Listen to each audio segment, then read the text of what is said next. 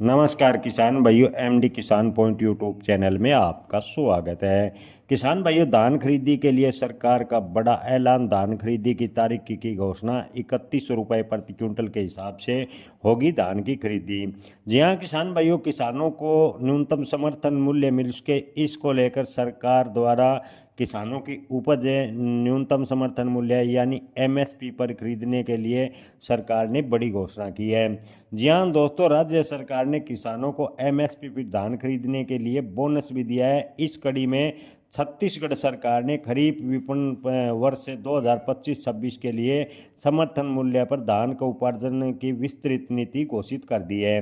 जी हाँ दोस्तों, निर्णय मुख्यमंत्री विष्णुदेव साय के नेतृत्व में किसानों के हितों को ध्यान में रखते हुए लिया गया है।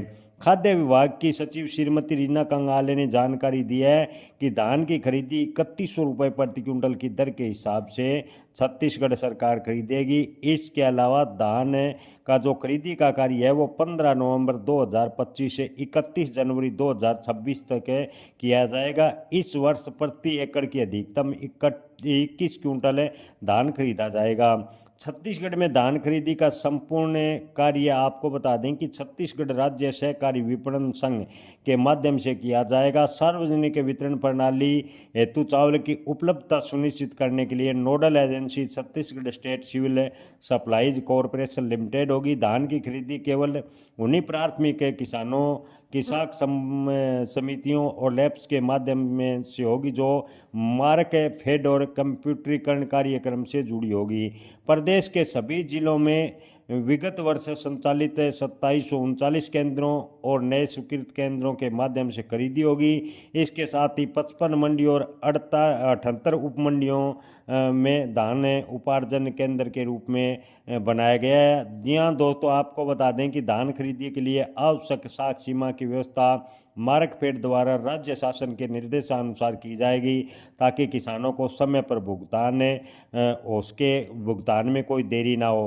प्रदेश में धान उपार्जन प्रक्रिया पूरी तरह कंप्यूटरीकृत एवं पारदर्शी होगी। किसान अपने निकटतम समिति में पंजीकरण कर एग्रोस्टेक पोर्टल के माध्यम से धान विक्रय कर सकेंगे। पोर्टल पर ऋण पुस्तिका आधारित फार्मर आईडी से खरीदी की अनुमति दी जाएगी। भारत सरकार कृषि मंत्रालय और एग्रीस्टेक पंजीकरण आईडी के आधार पर एकीकृत किसान पंजीयन पोर्टल में कराएं। पंजीयन फार्मर आईडी से होगा। किसान लिंकिंग खरीदी एवं समिति में एग्रीस्टेक पंजीयन होने की समिति में ऋण पुस्तिका लाने की आवश्यकता होगी। धान खरीदी प्रक्रिया में बायोमेट्रिक प्रमाणीकरण को भी जारी रखा गया है जिससे पारदर्शिता और वास्तविक किसान की पहचान सुनिश्चित की जाए। जी हाँ दोस्तों, आपको बता दें कि केवल किसान की पहचान बनाने के लिए किसान स्वयं या उनके माता पिता, पत्नी, पुत्र, पुत्री धान विक्रय कर सकेंगे। विशेष परिस्थिति में एसडीएम द्वारा प्रमाणित विश्वसनीय व्यक्ति को धान बेचने के लिए अधिकृत भी किया जा सकता है।